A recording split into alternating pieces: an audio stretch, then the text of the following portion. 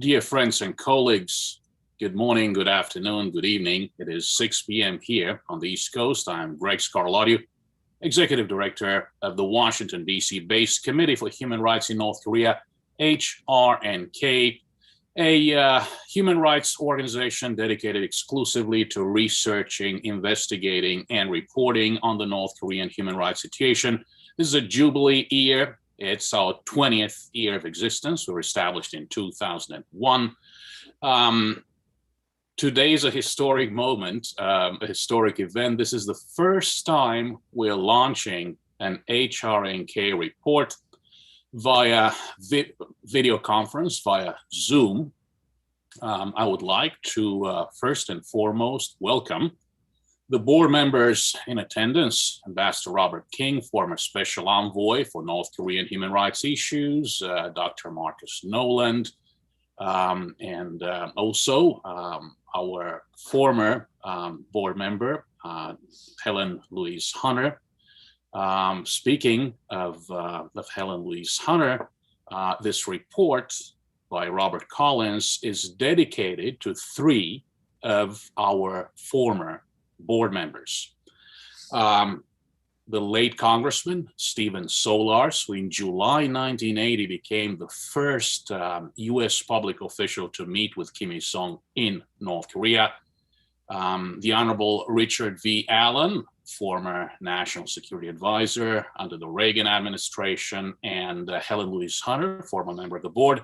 Helen Louise is the author of Kim Il-sung's North Korea, the book that first addressed in English this issue of North Korea's Songbun social classification system. To both the Honorable Allen and the late Congressman Solars, this issue of Songbun was extraordinarily important. And the issue of building parallels between Songbun and South Africa's apartheid was also extraordinarily important to both of them. Before I introduce our author and speaker today, let me acknowledge all of those on our HRNK team who have contributed to this report. My colleagues, Rosa Park and Amanda Mortwood-O, also our interns, Haley Noah, Gabriel Henning, Benjamin Fu, Jun Kim, Chun Song Kim, Do Hyun Kim. Also a big thank you to our good and dear friend Ross Tokola for the hands-on contribution to the cover of the report. Perhaps Bob can explain this in more detail. That said, I'm extraordinarily pleased to introduce our senior advisor, report author, and very dear friend of mine and mentor, Robert Collins. Bob Collins was a soldier and later on a civilian employee of the U.S. Department of the Army, highly decorated, received numerous awards and medals. He retired as his final assignment was that of Chief of Strategy, ROC U.S. Combined Forces Command, serving the 4-star there. For more than a decade now, Bob has dedicated himself fully to producing a series of reports with HRNK addressing North Korean regime dynamics and their connection to North Korea's policy of human rights denial, Marked for Life, Songbun, North Korea social classification system, Pyongyang Republic, North Korea's capital of human rights denial, From Cradle to Grave, the path of North Korean innocence, Denied from the Start, human rights at the local level in North Korea, and North Korea's Organization and Guidance Department, the control tower of human rights denial. The report we are launching today addresses parallels between North Korea's loyalty-based social classification system and South Africa's apartheid. Without further ado, we are now joined from South Korea by Bob Collins. Bob, the floor is all yours. Please proceed, sir. Well, thank you, Greg. I appreciate you giving me this opportunity to speak on the parallels between apartheid and North Korea's Songbun system. I remember that we started this um, last spring, and thanks to your encouragement, we were able to pull this off. Um, like most other people in the world, you're kind of limited in one of the things you can do when you go outside in the days of the coronavirus. But staying home and doing the research and studying was the easy part. What the concept of doing this parallel analysis, I think, was first discussed at HRNK back in 2012. Um, Initially, it was discussed in terms of what should we do about it. We never really went forward with it because of some complications and lack of specificity as to what the goal would be. When you suggested that we do this, it was important to put it in a proper context. So the point I want to make in that thing is that this is a parallel analysis. And what I mean by a parallel analysis is that in the context of crimes against humanity, it's important to understand the causes of those crimes against humanity by both South Africa and North Korea. And so the parallels that the two policies establish are quite striking. Yes, one is based entirely on race in South Africa, but in North Korea, it is based on one's background and literally based on the background of one's father or grandfather at the time of 15 August 1945. Now that sounds like an exaggeration, but it is not, because that's the day that the Japanese occupation ended, the occupation of Korea, and the Soviet military, the 25th Army, moved into the northern half of Korea above the 38th parallel and brought with it Korean revolutionaries that wanted to establish a communist society.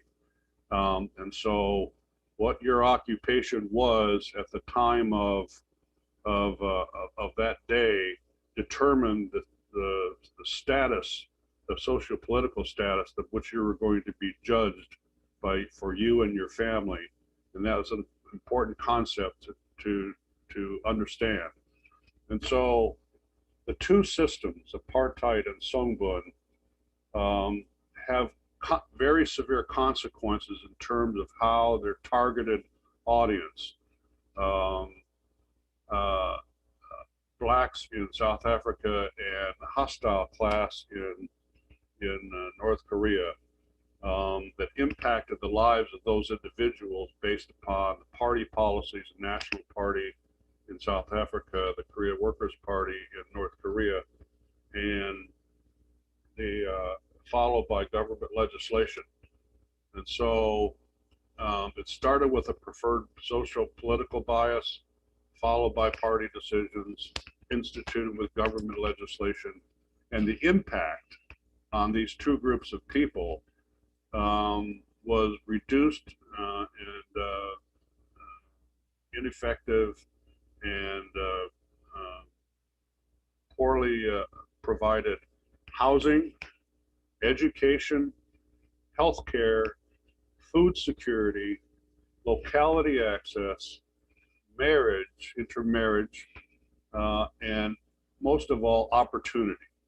And so these party decisions and government legislation in both countries and both systems severely impacted those groups of people. And it affected millions on both sides.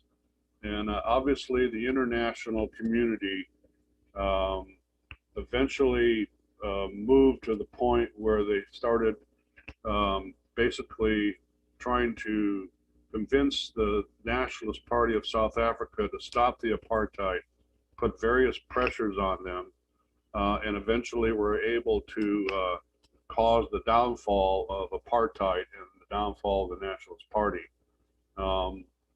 But that still is yet to happen for North Korea. There hasn't been any impact. Now, certainly the COI of 2014, led by Mr. Kirby, produced an assessment of the crimes against humanity for under Songbun in North Korea. But there hasn't been sufficient international pressure to cause North Korea to end its Songbun system. And so that's still going on and still impacting millions of North Koreans. And the numbers, you know, it's impossible to know the exact numbers, but it's about between 35 and 40% of a 25 million population nation state. It's important to understand that the impact of these policies and legislation guarantee that those that are born under the hostile group and even the wavering group, three groups: the elite group, the wavering group, and at the bottom of the hostile group. Hostile in terms of how the elite see that group of people. It impacts them pretty significantly. And so the important thing is for the world to understand that the millions of these people that are impacted by these policies suffer on a daily basis, and even under today's circumstances, with the crisis that the coronavirus causes in all countries, it's also impacting North Korea. You can see this in terms of how Kim Jong-un, the leader of North Korea, has weaponized his more laws and decrees, usually decrees that establish even stricter modes of travel and whatnot within the country of North Korea, and the impact on the economy, just like other countries have an impact on their economy, is seriously impacting those in the hostile class even worse. And so the fear that we should all have, I think, is that as the economy is impacted here, it's the hostile class that's going to suffer the most, and probably moving towards a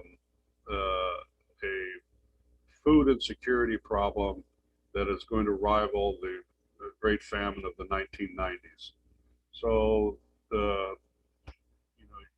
current situations exacerbate what the impact of Songbun has on millions of North Koreans, and the crimes against humanity that are paralleled with those that were in apartheid are pretty striking.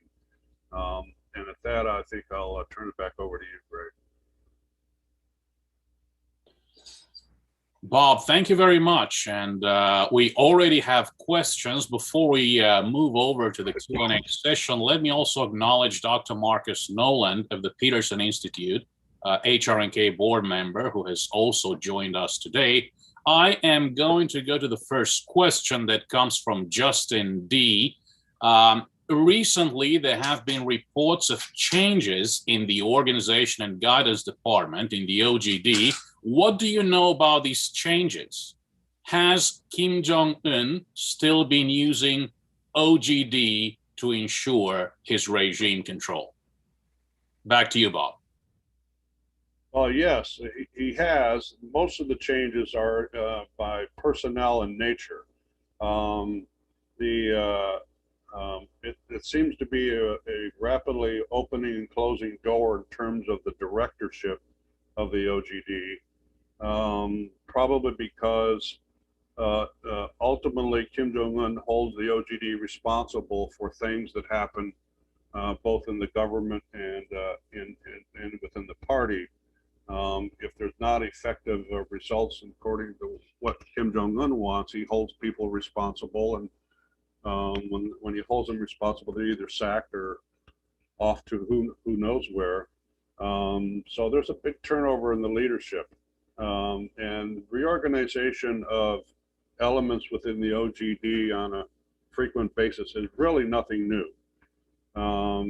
There's always has to be some element of security that is addressed, and certainly the biggest changes would be is how to organize the security elements that guarantee the regime survives.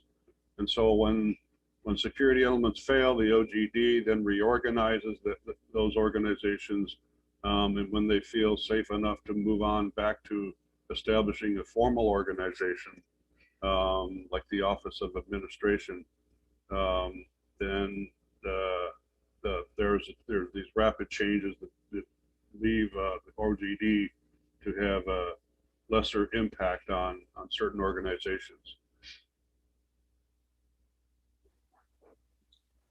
Over. Thank you, Bob. The next question comes from Timothy.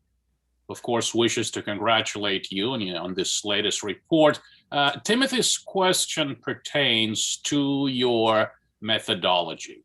Could you please briefly explain the various research strategies you have implemented in your report so far? For example, when you are at the drawing board or introductory stages of this report on apartheid and Songbun, how did you construct your research methodology? That's the first question. Timothy's second question is, has the pandemic created any challenges for you during the research process? Did you have to revise the methodology because of the pandemic? Back to you, Bob. Well, thank you, Tim, for those questions. In terms of research methodology, I was already pretty having pretty solid knowledge of Songbun, having written the report in 2012 on Songbun. And so that I was pretty confident in. What I wasn't so confident in was my knowledge of exact backgrounds of South Africa. So most of my research had to do with studying South Africa, its legislation, the Nationalist Party, and that took a couple of months to find what I needed to find. And as I did that research, it became apparent what these parallels between Songbun and apartheid were, and particularly in the consequences that I had mentioned earlier, in terms of housing, education, healthcare, food security, equality access, marriage, and opportunity. Those became striking. I was just amazed at how the parallels were just so dramatic between the results of the two systems. And so my research focused on the South Africa part, and then as these two blended together, it became easy to write to formulate how I was going to write on this particular report. In terms of the pandemic, on a personal note, I personally couldn't travel. I was caught in Texas, where I have a home there, and I couldn't go anywhere. So I was kind of a captive within my own house, so to speak. And so I really had nothing to do because I couldn't get back to my home in Korea because of flight cancellations early on in 2020. So personally, there was an impact on me. But in terms of North Korea, I think I mentioned a little bit earlier that it is pretty evident that the pandemic, the actions that Kim Jong-un takes in order to try and protect his regime from the pandemic is causing more severe consequences for those that suffer from negative Songbun ratings. As I mentioned before, and like I said, the food insecurity issue will become greater and greater as we move through this issue, unless the North Koreans find a way to get some vaccinations quickly out to the people. Unfortunately, the prioritization of vaccinations are likely, this is just my assessment, not knowledge, because North Korea seemingly does not have any vaccines yet, is that they will vaccinate the elite class first and the hostile class last. And that's what we can expect. And so the number of deaths and sicknesses and cases of COVID are going to impact the hostile class far worse than the elite class. Over.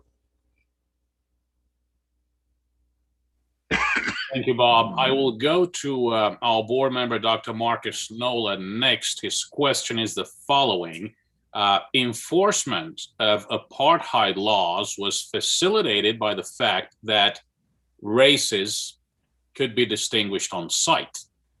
Now, to what extent can a North Korean pass, so to say, for another Songbun category? Is it possible to pass for another Songbun category, at least in their daily lives? And if so, how? That's a very good question, Marcus, and thank you for it. It is extremely difficult to do that. The reason for that is wherever somebody lives, that local police department and the Ministry of State Security know who the people are based upon their Songbun. And they know where they live, and they keep track of them on a daily basis. They use the Inminban, or the neighborhood unit chief, Inminbanjang, to monitor the activities of all of these people and deny individuals to get a travel permit without a good justification or through some corrupt purposes. And so the only way that somebody can try to impersonate somebody of a different category is to find some avenue by which they can, one, bribe officials, which is common, but usually does not result in some major issue. The reason that they do bribe the officials to get to do what they want to do is in order to find some more money or means to support themselves. One being going to China and doing some illicit trade or doing black market activities. But it's a two-edged sword, because the police and the state police, those two organizations have a pretty firm hold on you and where you live and how you do this. And so without having a number of valuable resources to turn out, it's pretty tough to move up the hostile class. And the hostile class individuals, they don't have much to bribe officials with anyway. So it's a very difficult issue for them in terms of trying to impersonate somebody of a higher class. Over. Thank you, Bob. We'll go to our friend Don Kirk next. Regarding Kim Yo Jong's role, the leader's sister, Kim Jong-un's sister, she's no longer on the Politburo. Do you have any idea why she's no longer on the Politburo? Also, is her influence the same? Is her influence decreasing? Are you aware of any kind of rivalry between her and Ri Sol-ju, Kim Jong-un's wife? Back to you, Bob. Well, I think that we should regard Kim Yo Jong's title as the most important aspect to her influence with Kim Jong-un. And that title is Sister of Kim Jong-un. So any other title that she is given, like Vice Director of the Propaganda and Agitation Department, or Vice Director within the Organization and Guidance Department, or member of the Politburo, or any other party organization, that's all secondary to the concept of being the sister of Kim Jong-un. And we have historically seen how close she is, both physically and in terms of being given authority to make certain pronouncements. It's pretty significant. So her influence is still there. In terms of rivalry between her and Ri Sol-ju, I think that that may be a bit overplayed. Ri Sol-ju has never demonstrated any participation in political organizations. It's pretty obvious to me that she keeps to being the wife as Kim Jong-un, is the role that she plays, and the mother to his children. But her political influence, there's never been any indication that she has any influence on policy decisions. I would also state that a belief that Kim Jong has much experience, enough experience to influence policy decisions, I think that that's a bit overblown. She certainly plays a figurehead in a number of things, like going to the Winter Olympics and declaring that they're going to blow up certain buildings, things of that nature. That's to give her, Kim Jong-un's decision, obviously, to give her some sort of ranking within the system, but she really doesn't have sufficient experience to be a policy influencer in propaganda or an organization or any of those things. Over. Thank you, Bob. The next question comes from our friend Tim Peters with Helping Hands Korea. Bob, could you please comment on how apartheid caused or affected flight from South Africa to other neighboring countries? Are there any similarities between those who are perhaps escaping apartheid to other countries and the escapees leaving North Korea? Well, the control within the borders of South Africa were certainly numerous different areas where blacks were restricted in order to live, and so moving outside of those borders was difficult. They had to have a specific pass to get out of there, called a dumb pass, usually for work purposes. But the same thing happens in North Korea in trying to get a travel permit. You can't even move out of your county unless you have a specific travel permit, unless you bribe your way out of there. But in terms of ability to move out of South Africa, it's a pretty isolated area. It's not like the North Koreans can go to China if they manage to escape North Korea, get into China, because to do so may turn into some sort of profit or an ability to move on to other areas of the world. Moving from South Africa into other African countries, certainly is something that they could do, but there was no northern South Africa and southern South Africa. There wasn't this kind of a competition where they might be able to go to another country. They had to stay within South Africa. So, I don't think that there's exactly a very good parallel there. Over. Bob, the next question comes from our colleague Amanda Mortwidow, who of course has contributed with her legal expertise to the report. She's our human rights attorney. Amanda is asking you to speak to the racial elements embedded in the Songbun system. And also, could you please share your perspective on who is responsible for the Songbun policies and who is responsible for the discrimination grounded in the Songbun system? Okay. Well, Amanda, thank you for all your help over the years, and particularly for this particular report. In terms of the racial elements,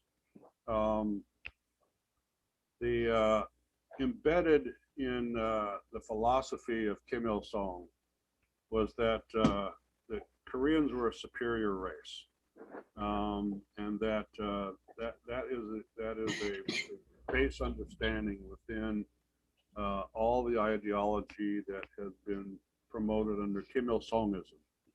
And is just a term for ideology established by Kim Il-sung.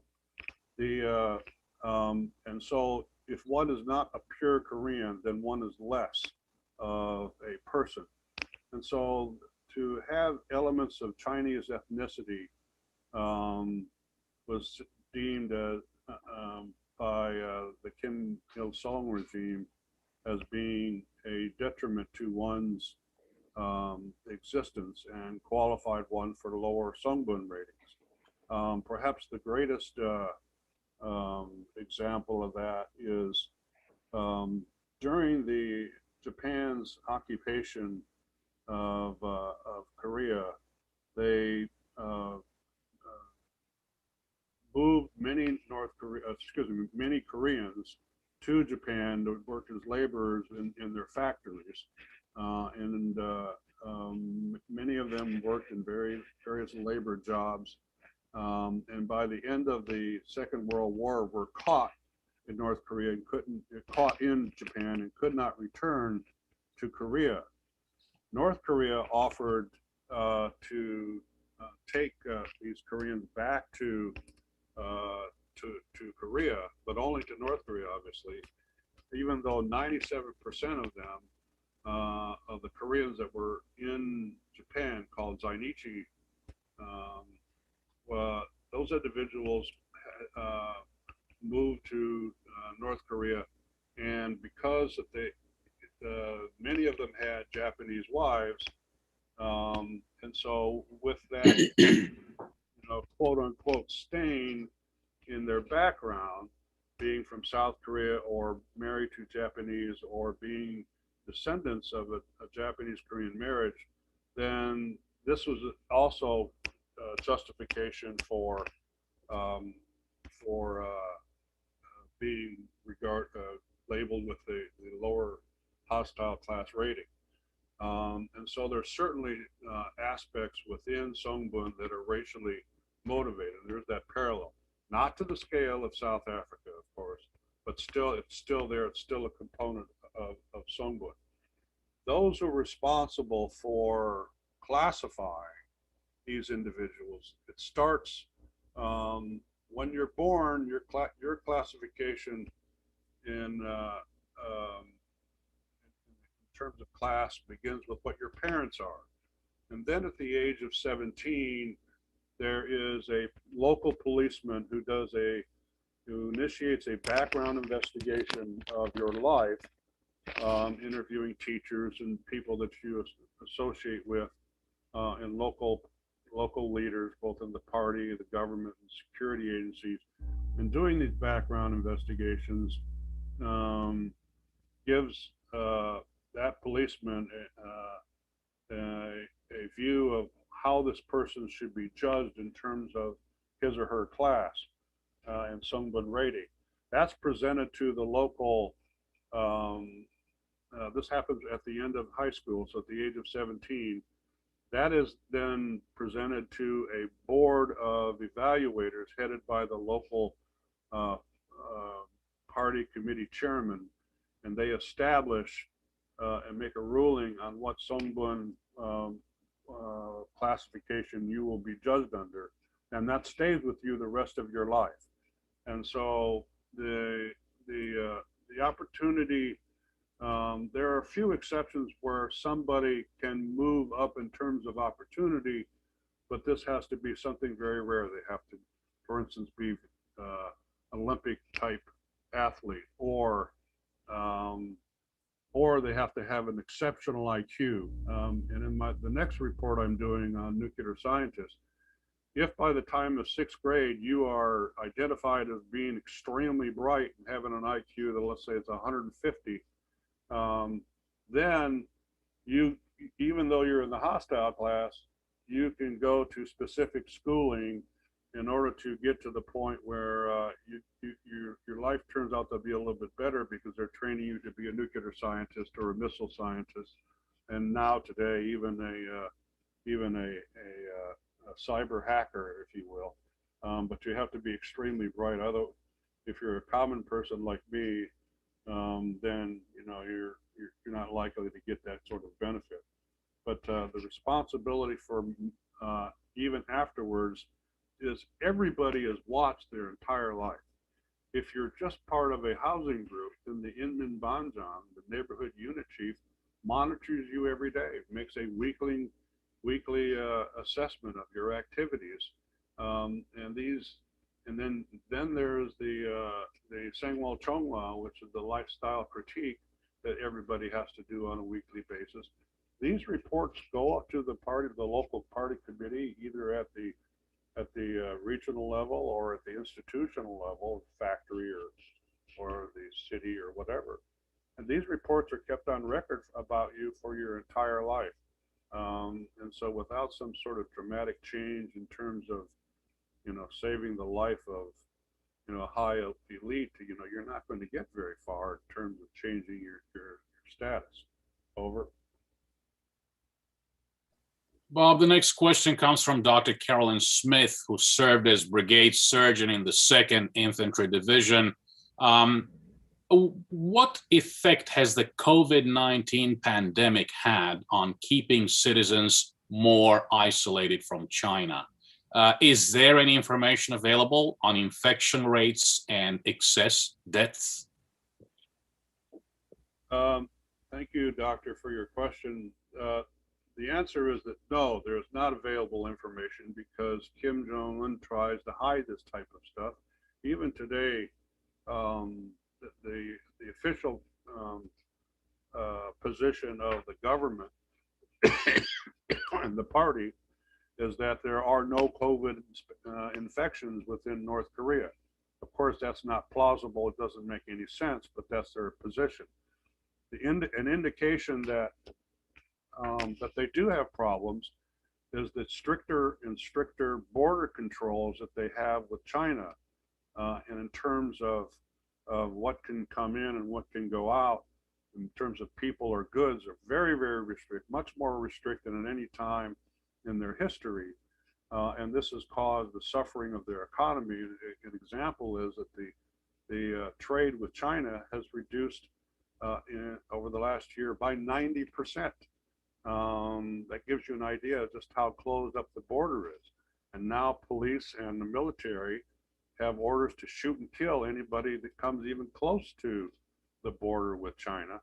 And not to mention getting to the rivers and trying to cross the rivers. If they just get within 5 kilometers, that it's very, very restricted. And there's plenty of cases where people have been shot. So the statistics in terms of how many cases of COVID are there and how many deaths, that's all very, very suppressed. And that type of information has not been able to escape out to us at all. Over.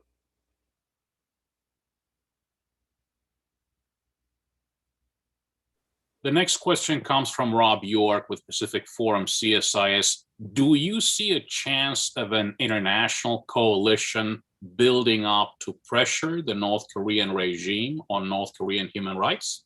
Number one. Number two, do you think this will be a priority under the current Biden administration? Well, in terms of a priority for the Biden administration, I really don't have a good understanding of that. I mean, I watch the news like everybody else does, in terms of the Biden administration formulating a policy on North Korea.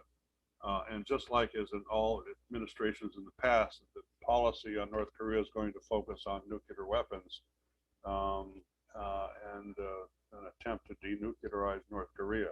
But in terms of addressing Songbun, the international community has made some progress, and certainly in the COI of 2014, there was a focus on Songbun in the results of the report.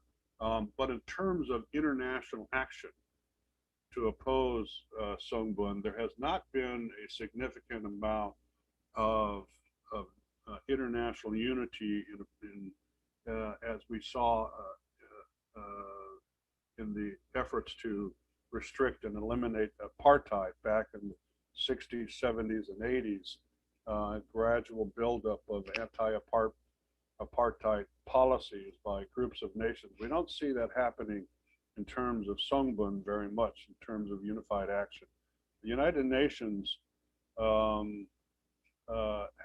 occasionally has some efforts that take place on this, but probably the most important thing, I get back to the Biden administration, the most important thing would be to, the best start is to fill the void of the U.S. Special Representative for Human Rights in North Korea. Putting somebody in that position enables us, would enable the United States to bring issues like this to the forefront in the international community. And without that leadership, it's going to be very difficult to motivate other nations to address the Songbun issue internationally. And so I'll leave it at that.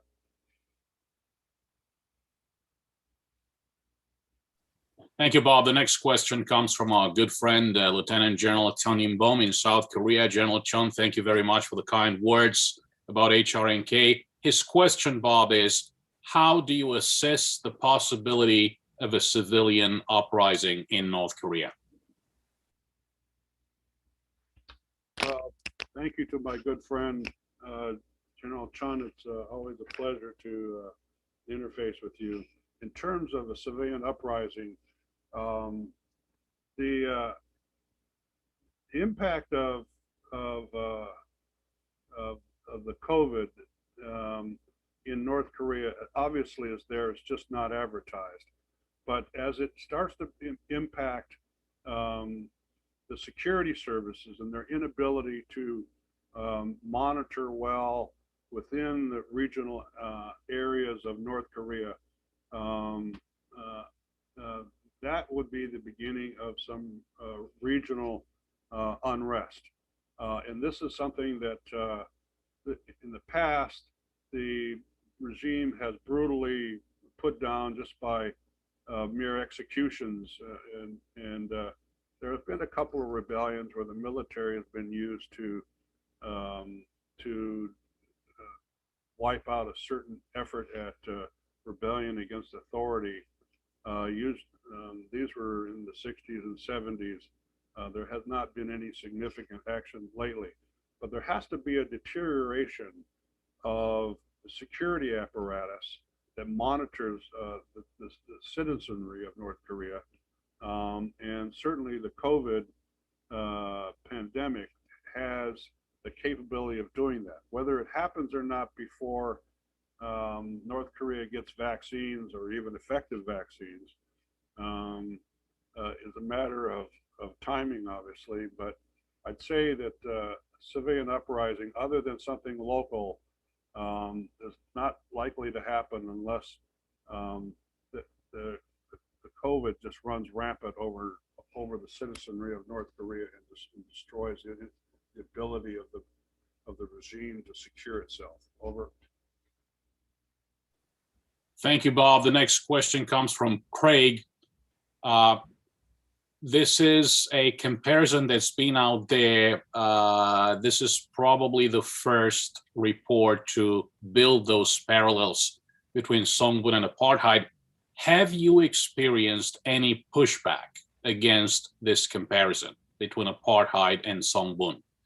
And if you have experienced pushback, what form has that pushback taken? Well, there are a number of people who have a different view of apartheid and Songbun, and the primary reason is that obviously apartheid is based on race, and Songbun is based on something different. And so the differences between the two, in terms of their origins, are issues that some people in leadership positions say, no, we shouldn't be comparing them because they're not the same thing. That's why we organize the report and call it parallels, because of those areas that are the consequences of those two policies are dramatically the same. And so there are some individuals that think that there shouldn't be a comparison. So that's why we use the term parallels, because of the consequence issue. So there's always been this exclusivity issue in terms of race, but to narrow international and the comparison of each country's weaknesses or problems or whatever, they're never going to be exactly the same because of the makeups of those societies. But the parallels are the dramatic part that make this study possible, and should be the part that should be considered the important part in terms of how the people of those particular countries are negatively impacted in a dramatically similar fashion. Over. Bob, the next question comes from Carol Bodella Prunell.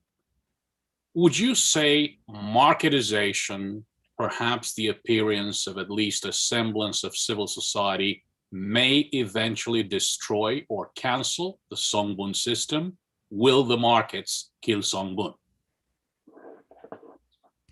No, I do not believe that the markets will kill Songbun. Now, certainly there is a opportunity in terms of the 400 and some odd markets that are in North Korea, that there's an opportunity for those in the lower classes to make a better living for themselves, but it is rare. It's usually the wavering class that's most successful in these. Now, there are some cricket type of efforts that they're called crickets, where people with lesser assets locate themselves close to these markets and do side businesses where they're only selling things like apples or things of that nature. It's very low level capitalism, if you will. Certainly low level market activity, but to get to the point where you can have a very significant place in the market, you have to have some sort of assets to start with. And not only that, you have to have some sort of asset that you can use as a bribe for the local police and the local party officials, who are always trying to hold those who profit from the markets accountable through bribes. So those bribes are necessary just to continue their efforts. So I don't think the markets are going to have much impact on changing the system of Songbun. Over. The next question comes from Dan Pinkston. The South Korean Ministry of Unification Center for North Korea Human Rights Records affirms that the human rights situation continues to be dire. On the other hand, they point out, they indicate that there may have been some improvement in some areas. For example, suspension of jail sentences for pregnant women, improving some sanitation facilities at detention center. Dan's question is there any indication that the regime is relaxing the Songbun classification system even marginally? Well, thank you for the question. It's a very good one. The effectiveness of the local leadership at the village level, the county level, or at the institutional level, even at the neighborhood level, their ability to control individuals is probably the number one goal of each of those organizations, regardless of what that person's Songbun rating might be. If the Songbun, the low-rated Songbun individuals can find assets that enable them to bribe local officials, then they can certainly lead a more comfortable life in the local officials certainly don't care, and we have evidence of that. As long as they're getting their palm greased, they really don't care. But the problem is that because they're in the lower status to start with, they don't have sufficient assets to move upward within the society. I'm sure there's always some sort of exceptions, but the ability to move around is for the lower hostile classes actually just the effort to try and escape North Korea. That's where most of their efforts come in, because of the trying to get away from the system. That's been decreased quite a bit with the stricter rules along the border with China. But in terms of process of judging Songbun and being classified, that process has not been impacted. But because assets for everybody is so low during this time of the pandemic, everybody is suffering, and the opportunity to, including the police and local party officials, and so the opportunity to bribe one's way or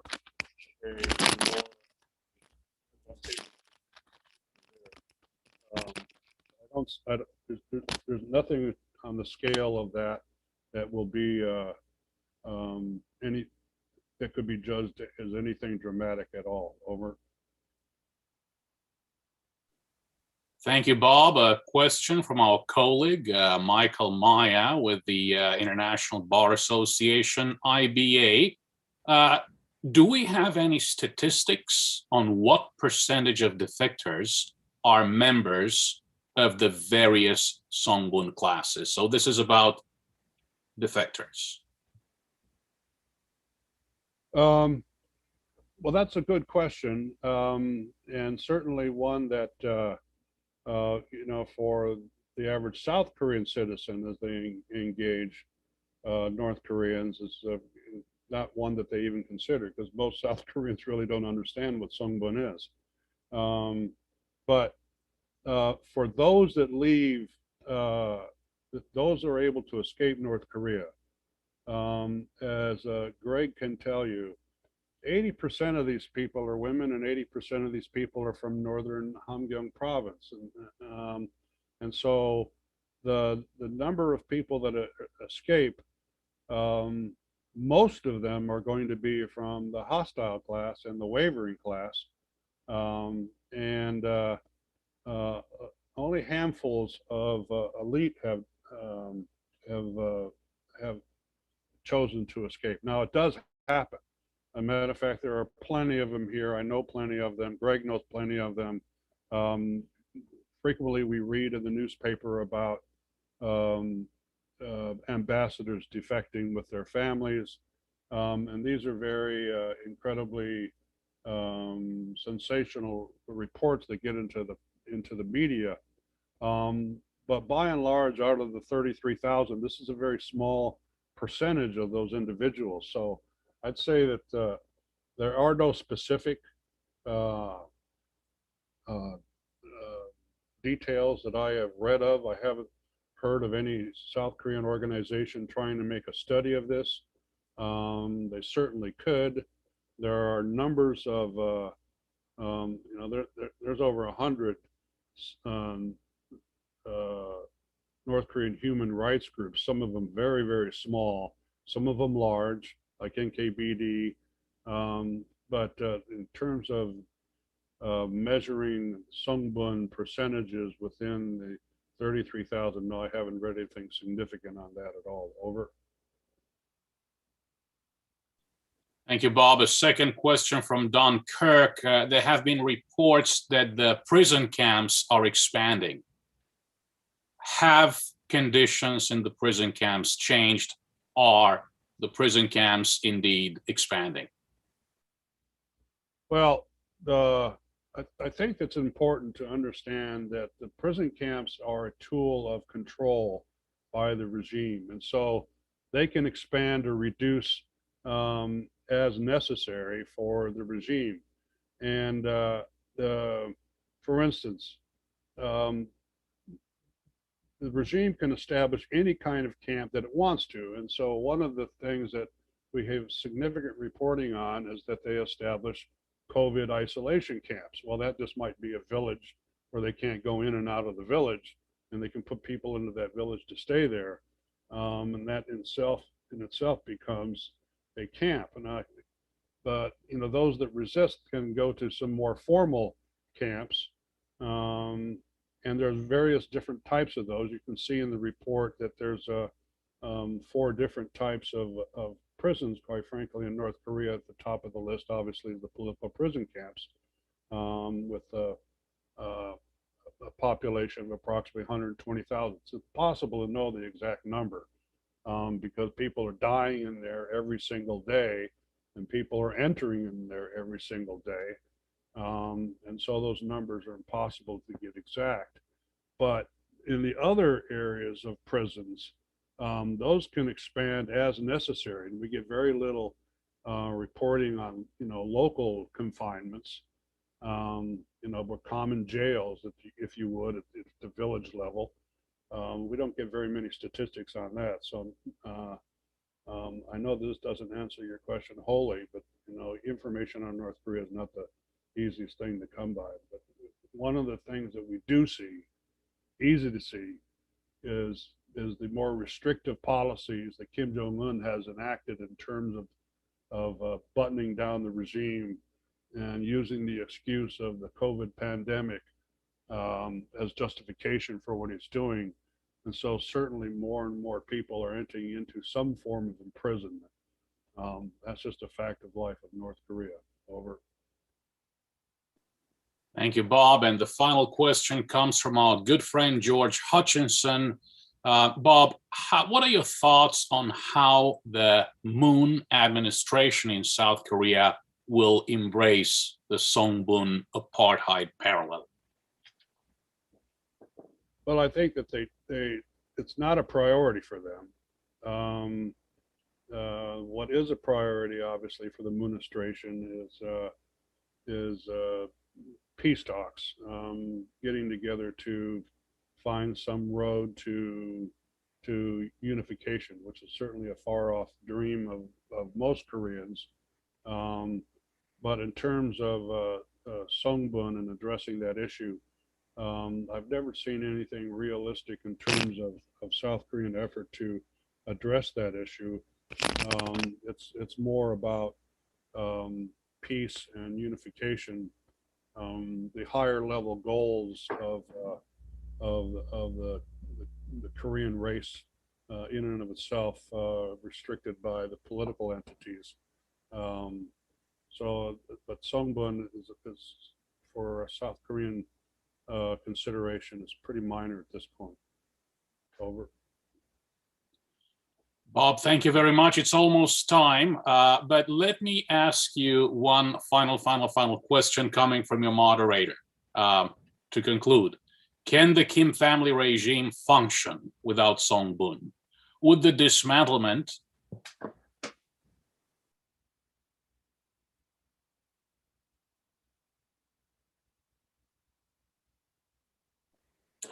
Bob, can the Kim family regime function without Songbun? Would the dismantlement of Songbun endanger the very survival of the regime? This will be the last comment. The question comes from your moderator. Well, no, the regime can't function without Songbun. It is so embedded into their social control apparatus that it serves as the starting point for social control for every North Korean citizen, and to remove it would provide the regime with an inability to identify who they consider hostile and who they consider disloyal. The number one demand of the regime, of its citizenry, is loyalty to the supreme leader first, and then loyalty to the Korean Workers' Party second. Without that loyalty and demand, and then providing consequences to those who are disloyal, the system would break down pretty rapidly. And so Songbun is absolutely necessary for that particular regime in order to survive within this society. The entire society is structured by the Songbun policy to a pretty dramatic degree.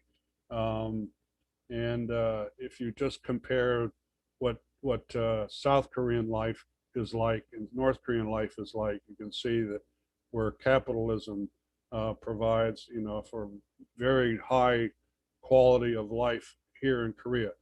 One more thing, I've lived here for 40 years. When I got here, South Korea was on the level of Banana Republic. Now it's in the top 12 OECD economies in the world, because under this particular system, people worked hard and they brought their country to the high level of standing that it is. The same Koreans, same Korean race, under a system of communistic values and socialism, has suppressed that, and Songbun puts those individuals in their place, and they can't move out to accomplish what the South Koreans have done in their own republic. Over. Bob, let me conclude by thanking you for another great report, for joining us today. You're already working on number 7, 8, and 9, so many more to come. I would also like to thank our participants for joining us today. Please stay tuned. We will have many more interesting programs in the weeks to come. Thank you for joining us today. Best wishes, and please continue to follow HRNK.